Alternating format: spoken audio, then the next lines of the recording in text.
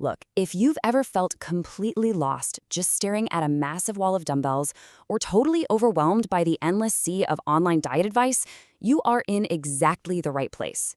Today, we're putting together a definitive, totally hype-free, actionable fitness roadmap, and we're pulling it straight from expert sources.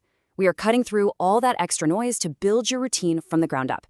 Let's dive right into this explainer. Here is how we're breaking it down today. First, finding your fitness why. Second, fueling for real results. Third, workouts that actually work. Fourth, fixing common beginner mistakes. And finally, the power of active recovery. All right, let's kick things off with section 1, finding your fitness why. So I've got to ask, why do you actually want to start? I mean, we live in a world basically centered around our phones, laptops, and comfy couches. Breaking out of that sedentary comfort zone is genuinely tough. Are you doing this to gain some muscle? Trying to lose weight? Or, hey, maybe it's just to manage your daily stress or improve your heart health. Whatever it is, I want you to pin it down right now. Having a highly personal, really specific motivation is the anchor that's going to stop you from saying, you know what, I'll just start tomorrow. Okay, so once you've got that why locked in, how do you actually begin? Well, these 5 steps are basically your starting block. You know your why. Next step, don't wait. Just start taking a walk today. Third, start slow and small. Fourth, seriously, don't be afraid to consult a trainer just to check your form. And fifth, grab a gym buddy for that extra accountability.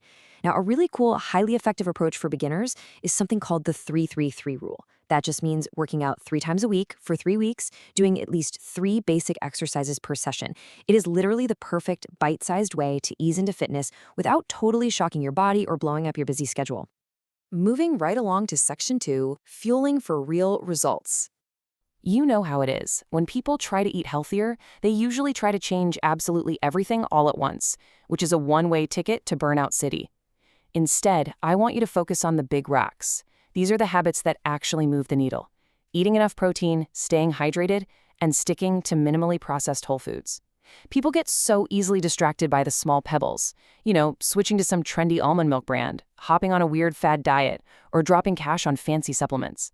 Listen, those pebbles will not do a thing if your big rocks aren't solidly in place. Gotta nail the basics first. And those big rocks, they're mostly built on 3 primary macronutrients. Understanding these completely takes the guesswork out of your meals. First up, we've got protein. Think chicken, tofu, beans. This is what repairs those little micro tears in your muscles and actually keeps you feeling full. Next are carbohydrates, like oats or sweet potatoes. Don't fear them. They give you the essential energy you need to, actually survive your workout. Finally, fats, like avocados and olive oil, are absolutely critical for your brain health and hormone production. You really need a good balance of all 3 to keep your engine running optimally. So how much food should you actually be eating? Well, there's a super practical little mathematical formula so you can figure out your baseline daily calorie needs without just blindly guessing. First, take your weight in kilograms. Now multiply that by 1.0 if you're a man or 0.9 if you're a woman. Take that number and multiply it by 24. Then you adjust that for your lean body fat percentage to get what's called your basal metabolic rate, or BMR. Finally, just multiply that by your daily activity modifier, which basically just accounts for whether you're sitting at a desk all day or working a super active job. And boom, that gives you your exact maintenance calories.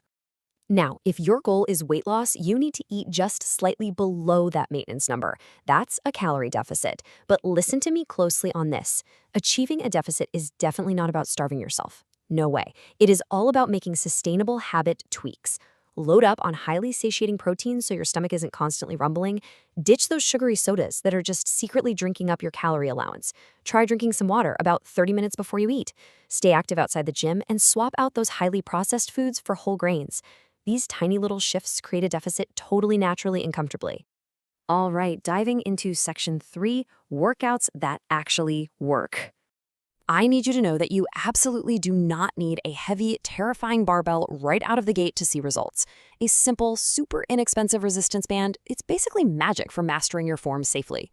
Using one for a movement like a lunge gives you great tension and resistance, which challenges your muscles perfectly while you're still just trying to learn the actual movement pattern.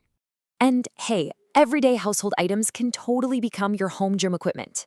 You can literally use a basic bench or even the edge of your living room couch to do perfect hip thrusts.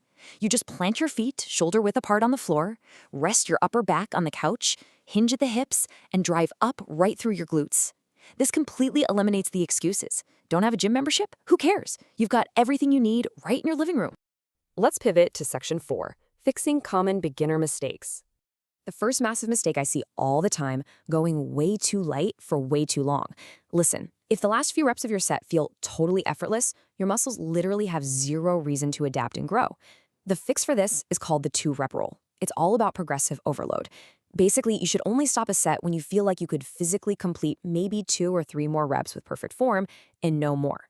That slight shaky feeling of discomfort, that is exactly where the magic of muscle adaptation actually happens. Mistake number 2 is skipping the warm-up. Walking straight from your office desk or jumping out of your car and going right into a heavy lift is a guaranteed recipe for getting hurt. The fix is a quick 5 to 10 minute dynamic warm-up, and honestly, this is absolutely non-negotiable. Doing some basic bodyweight lunges or arm circles raises your core body temperature and wakes up your central nervous system so your joints are actually lubricated and ready to handle the heavy load. Okay, here's a massive aha moment that trips up almost every single beginner. Measuring your progress entirely by what the scale says. You really need to understand the concept of body recomposition. This is when you are losing body fat and building muscle at the exact same time. Here's the crazy part. Muscle is up to 20% denser than fat, meaning it takes up significantly less physical space in your body.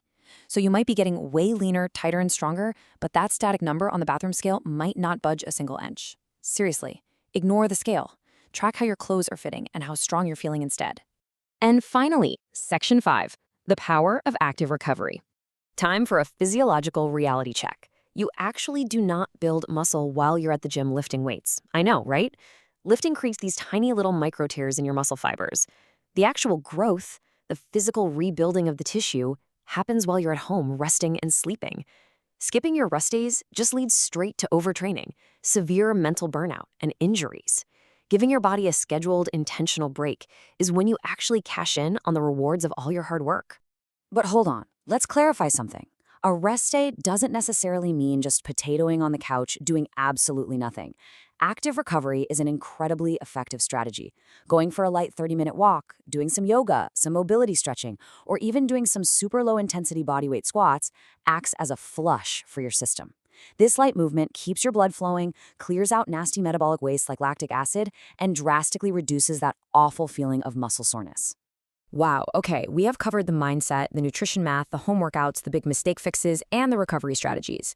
You basically have the entire complete blueprint now. So I want to leave you with this one final provocative question to spark your very next step. What is your one non-negotiable habit going to be?